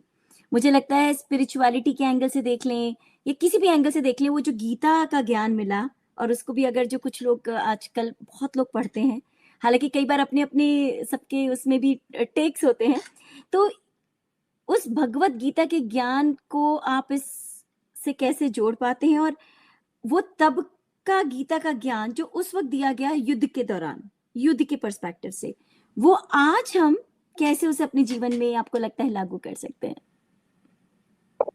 गीता का ज्ञान भरत जनों के ज्ञान का निचोड़ था। भरत जनों की हजारों साल के विज्ञान ने जो चीज सीखी, उन्होंने वो गीता में निचोड़ दी। श्री कृष्ण जो थे वो भरत जनों के कुरुक्षेत्र धरती के रिप्रेजेंटेटिव, उन्होंने वो सारी चीजें उसके अंदर निचोड़ दी। बुनियादी जरूरत है विचार, विचारों की शुद्धता, विचारों की क्लैरिटी, और गीता ने वो क्लैरिटी दी। गीता इंसान को प्योरीफाई कर देने का एक माध्यम है, और वो माध्यम हमेशा रहेगी। वो आज भी है, वो कल भी है, वो परसों भी है, वो हम्म। तरसों भी है। हम्म। नहीं, और ऐसा नहीं है कि वो सिर्फ टाइप 0.68 सिविलाइजेशन के लिए है, वो type 3 civilisation, type 4 civilisation, type 5 civilisation के लिए भी उतनी ही इंपॉर्टेंट है। और अगर आपको वो ज्ञान की प्राप्ति हो जाती है, तो बुद्ध को वो ज्ञान एक चावल के दाने में मिल गया था। और अगर आपको वो प्राप्ति हो जाती है, तो आप है ना नंगे रहकर भी खुश रह लेते हो। महावीर जैन से ज्यादा खुश कौन रहा है? यही तो गीता का ज्ञान है। हम्म, तो गीता का ज्ञान कभी भी नया या पुराना नहीं होता। ज्ञान हमेशा ज्ञान रहता है। और ज्ञान कैसा भी नहीं होता कि वो ज्ञान जो गीता का ज्ञान है वो सिर्फ पृथ्वी के लिए ही है। जिस भी ग्रह के ऊपर जीवन है, और वो जीवन जिस भी फॉर्म में है, और वो जिस भी गीता के ज्ञान परिस्थिति में है, जिस जैसे भी कुरुक्षेत्र परिस्थिति की में एक है। परिस्थिति थी और हाँ, आप हम्म, अपने जीवन में आप उसको किसी भी टाइम पे पढ़िए। मैं जब अपने नास्तिकता के दौर में था, मैंने लगभग लगभग 12 साल अपने जीवन के, 1 दशक से ज्यादा नास्तिकता का दौर जिया है। तो उस नास्तिकता के दौर में भी मैं गीता को बड़े लश्कारे लेकर, चटकारे लेके पढ़ता।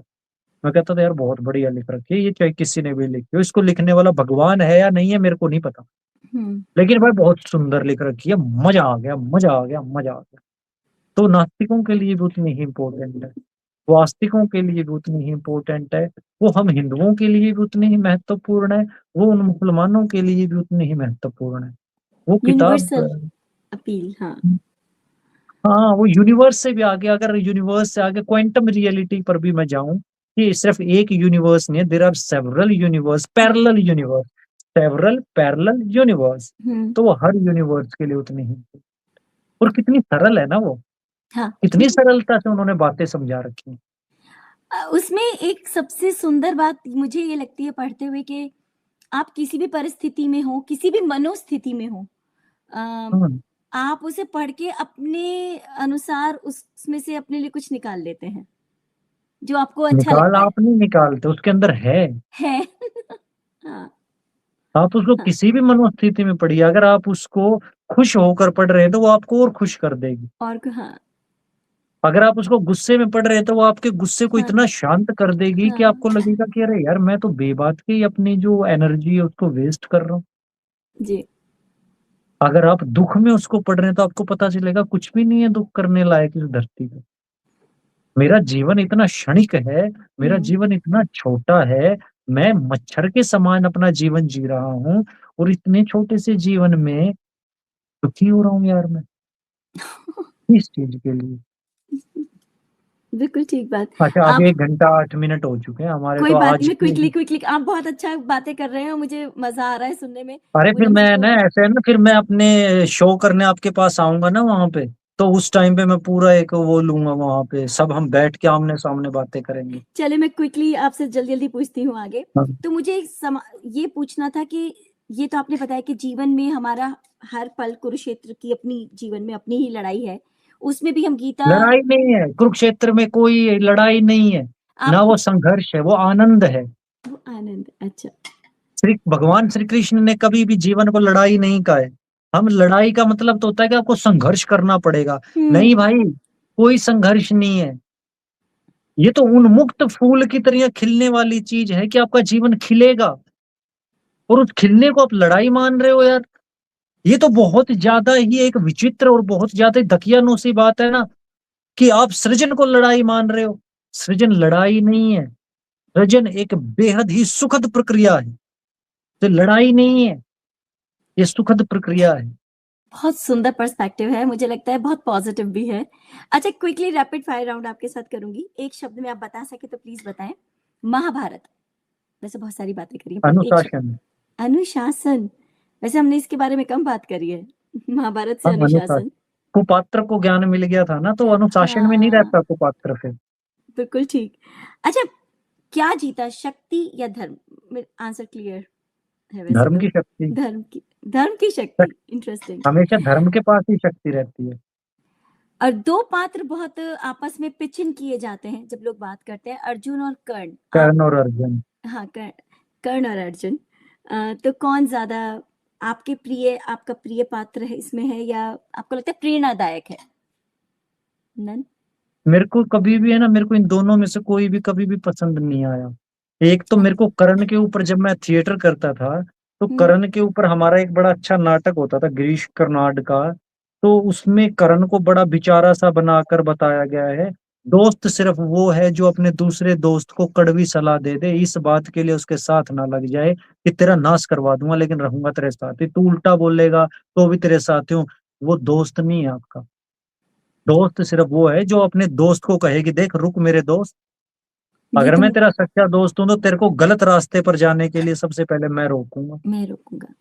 और अर्जुन जो है, अर्जुन कहीं पर भी मेरे को ऐसा लगता ही नहीं कि आप अर्जुन से कभी कुछ सीख सकते हो। मेरे को तो पूरे के पूरे इसमें हो सकता है कि मैं तत्वों की धरती से हूँ, मैं भरत जनों के परिवार से हूँ। हम्म। मेरे को उसके अंदर श्री कृष्ण से ज्यादा, श्री कृष्ण से ऊपर, श्री कृष्ण से नीचे कुछ नहीं दिखता। अगर पूरे की पूरी महाभारत में कोई पात्र है जिससे आप प्रेम कर सकते हो तो श्री कृष्ण है। पूरे की पूरी महाभारत में कोई पात्र है जिसको देखकर आप निश्चल होकर खुश हो सकते हो तो श्री कृष्ण है। करण को इस वजह से लोग पसंद करते हैं क्योंकि वो गरीब था। लोगों को वो चीज पसंद आती है। सिंपैथी। वो सिंपथी की वजह से, वो करुणा की वजह से करण से उसके प्यार साथ करते हैं। पहले गलत हुआ या उसके परिवेश, हाँ, हाँ। इससे ज्यादा और लोग हमेशा ना करुणा के अंदर दया, एक मेरे अंदर दया है इस वजह से मैं करण को पसंद करता हूँ। नहीं भाई। अच्छा, बहुत सारे लोग हैं ना भारत में, जब मैं ऐसी ऐसी बातें करता हूँ तो मेरे से नफरत करने वाले लोग बहुत ज्यादा होते हैं।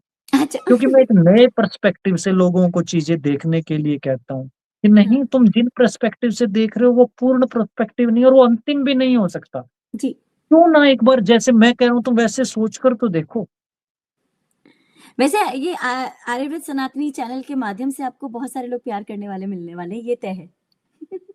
मैं इंतजार कर रहा हूँ मेरे जीवन। अच्छा, वैसे तो मेरे लिए नफरत और प्यार जो है वो दोनों भावनाएं जो सम एक है। जैसी है।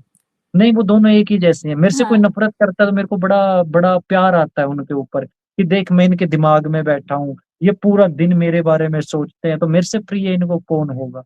अगर कोई गाली भी निकाल रहा है तो वो कुछ दे रहा है ना मेरे को, तो मेरे को लगता है हम्म। कि मेरा कितना ख्याल रखता है कि ये मेरे लिए वक्त निकालते हैं और गालियां देते हैं मेरे को। कोई प्यार करता है तो भी मेरे को वही सेम फीलिंग आती है, कोई गाली देता है तो भी मेरे को वही सेम फीलिंग आती है। तो मेरे को तो हर्ष की ही भावना आती रहती है। चले अब एक लास्ट रैपिड फायर का क्वेश्चन कि महाभारत से बहुत सारी सीखें सबको मिलती हैं। आप अगर जो एक सीख की बात करें तो कौन सी सीख है जो कहते हैं ना सबसे ऊपर है? अनुशासन। अनुशासन। चले, परफेक्ट। चलें, आपका बहुत-बहुत धन्यवाद आज के इस सेगमेंट के लिए। आपका बहुत समय लिया हमने आज। मुझे आज भी बहुत सारी मेरे टेक अवेज़ रहे हैं और मुझे लगता है मैं और थोड़ा पढ़ूँगी। जितनी बातें आपने करी हैं उसके बारे में मुझे थोड़ा-सा और पढ़ना है। अ, उस दिशा में मुझे ज़रूर आपने प्रेरित किया है और आपसे मेरे सवाल चलते रहेंगे मेरे ख़्याल से ऑफ़लाइन भी, क्योंकि बहुत सारे क्वेश्चन्स हैं आज फिर मेरे।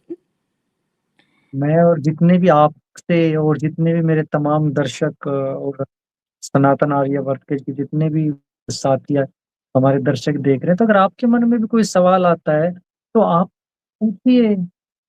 आप मेरे तक कैसे पहुंच पाएंगे? आप मेरे तक पहुंचने के लिए मेरी आईडी है devlohan@gmail.com। आप मेरे को वहां लिख सकते हैं। आप मेरे को इंस्टाग्राम पर ढूंढ सकते हैं एडवोकेट देव लोहान के नाम से, ADVTEVLOHN के नाम से। और आप अगर इस वीडियो के नीचे भी अपने सवाल लिखेंगे तो भी वो मेरे तक पहुंच जाएंगे। और लिखिए, सवालों से मत घबराइए, और हाँ। अपने सोच को एक नया, अपनी सोच को बांधिए मत कि ऐसा तो हो ही नहीं सकता, दुनिया में ऐसी कोई चीज नहीं है। कोई चीज नहीं है जो नहीं हो सकती। कोई भी चीज ऐसी नहीं है जो नहीं हो सकती। टाइम ट्रेवल तक होके आप इस दौर में आज यहाँ पर बैठे बैठे महाभारत देख कर आ सकते हैं। Very inspiring. और मेरे ख्याल से बहुत सारे लोग हैं जो क्वेश्चंस पूछना चाहेंगे, तो मैं यही बताना चाहूंगी, आपके जो भी सवाल है आप कमेंट्स में लिख के देव लोहान जी से पूछ सकते हैं। और बाकी हमने देव लोहान जी से इतने सारे सवाल पूछे, अगर आपको इस बात का आंसर आप हमें देना चाहें कि एक ऐसा संदेश जो आपको लगता है महाभारत से आप तक पहुंचा है, जैसे हमने कहा उनकी लर्निंग क्या रही, मेरी अपनी एक लर्निंग है, आपकी लर्निंग क्या रही महाभारत से या इस वीडियो से, वो भी आप हमसे शेयर कर सकते हैं इन द अच्छा, कमेंट्स बिलो। मैं धन्यवाद आखिरी आपका। कमेंट अपना करना चाहता हूँ जी प्लीज। कि मैंने जब कहा अनुशासन, तो जी। अनुशासन का मतलब ये नहीं है कि सुबह 4 बजे उठना है, शाम को 6 बजे सोना है, अच्छा, वो रोज दिनचर्या नहाना नहीं है, है। रोज कपड़े धोने हैं, वो दिनचर्या है भाई। उसको जी, अनुशासन मत समझ लेना। जी। तो अनुशासन का मतलब ज़िंदगी जीवन जैसे हम जीते हैं, अपने अनुशासन का न बहुत गहरा मतलब है, इसके नैतिक ऊपर एक पूरा नैतिक नया से एपिसोड बन चलिए सकता एक और है। श्रृंखला करेंगे अनुशासन के ऊपर। मैं ये बता दूँ कि देव लोहान जी अगली श्रृंखला में हम हमारे साथ फिर जुड़ेंगे और अगली बार का हमारा टाइटल रहेगा कनिष्ठ, वो सम्राट जिसने राजा भारत की कनिष्ठ, पहचान को विश्व मंत्र पर मंच पर स्थापित किया। तो इस पे हम बात सिर्फ करेंगे भारत की आपके उस पहचान को ही नहीं, कनिष्क वो राजा थे जिन्होंने शिव को हुँ, पुनः स्थापित किया। और कनिष्क वो आदमी थे जो हमारे ही धरती से ना होकर बाहर से हमारे पास आए। और मैं दर्शकों को भी ये एक गृह कार्य देता हूँ कि कनिष्क के पिताजी और कनिष्क के दादाजी का नाम ढूंढना, आप अभिभूत हो जाओगे। चलें, तो ये होमवर्क भी हमें मिला है। आप पहले से कुछ पढ़ के रखेंगे, सवाल पूछना आपके लिए आसान रहेगा। ड्यूरिंग द लाइव टाइम भी आप हमसे बाद में कमेंट्स में पूछ सकते हैं। चलिए, बहुत-बहुत धन्यवाद आपका। देव लोहान जी फिर मिलते हैं। नमस्ते। आभार। और आभार। मैं अपने श्रोताओं को बस इतना कहना चाहूँगी कि अगर आपको ये एपिसोड और हमारा ये भारत बोध कार्यक्रम अच्छा लग रहा है, पसंद आ रहा है तो लाइक करें, शेयर करें और हमारे चैनल को सब्सक्राइब करना ना भूलें। जल्दी मिलेंगे अगले एपिसोड में। मैं स्वाति लेती हूँ विदा। धन्यवाद एंड जय श्री कृष्णा। जय जय श्री राम।